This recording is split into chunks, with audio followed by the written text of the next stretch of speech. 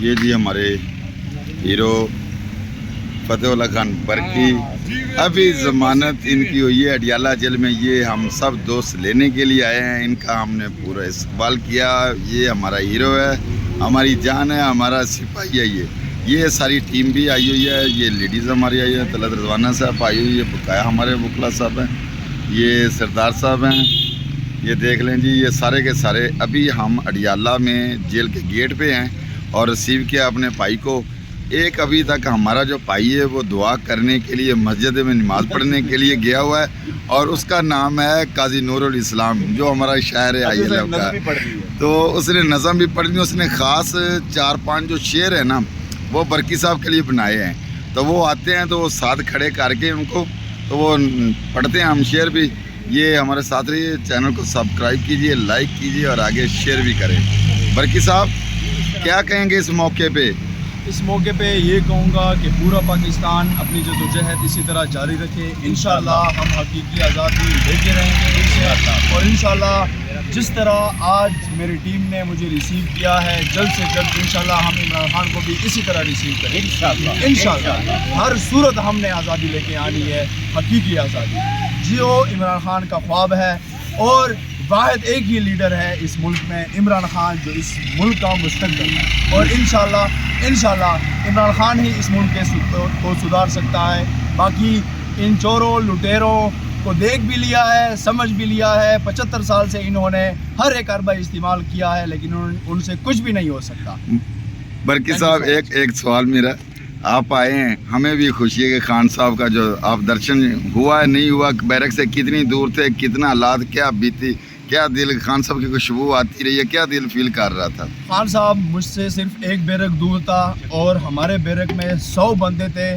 ہم ہر رات یہی نعرہ لگاتے تھے کہ وزیر اعظم عمران خان، وزیر اعظم عمران خان. جیل کے اندر جب وہ ہمیں بیرک میں بند کرتے تھے، رات کی تاریکی ہو جاتی تھی، تو ہم یہی نعرے لگاتے تھے. اور اتنی زوردار نعرے ہوتے تھے کہ جیل کا سپرڈنٹ آ جاتا تھا کہ یہ آپ لوگ کیا کرتے تھے. لیکن خان ہے، خان کے لیے ہماری جان بھی قربان. زندہ باد خان. لو جی، یہ سردار صاحب جی آگے ہمارے ساتھ رہیے. آج ہم اس وقت اڈیالہ جیل کے باہر موجود ہیں. فتح اللہ برقی صاحب کو ریسیو کیا ہے، ان کو ویلکم کیا ہے.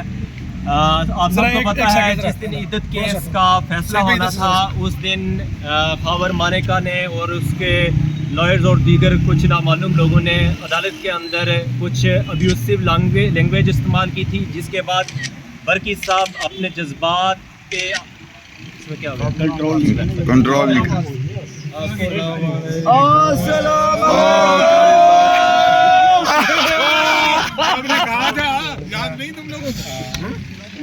اور سر کیسے بولو گے، یہ کاٹ ہی دیا ہے.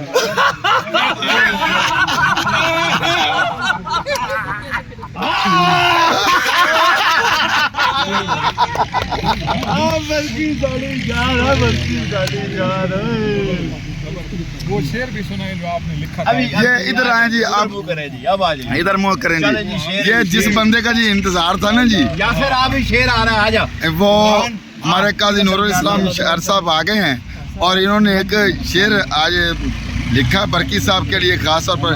جو قاضی نور الاسلام صاحب کیا کہیں گے جی؟ ابھی رہائی کا قید خانہ ملے گا، کوئی قید خانہ ملے گا یا ہتھ کڑی ملے گی، جو حق کا ساتھ دے گا اسے سزا بھی کڑی ملے گی. میں سارے اژدہوں سے لڑوں گا، سارے اجدوں سے لڑوں گا پوری بہادری سے، پوری بہادری سے. خدائے موسیٰ کیا مجھے بھی وہ چھڑی ملے گی؟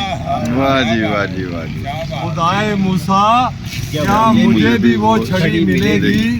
میں پھول بھیجوں گا اسے جہاں سے ملے گی محبت. میں پھول بھیجوں گا، پھول بھیجوں گا اسے جہاں سے ملے گی محبت. نعرہ حیدری لگاؤں گا جہاں سے تڑی ملے گی. نعرے حیدری. یا علی.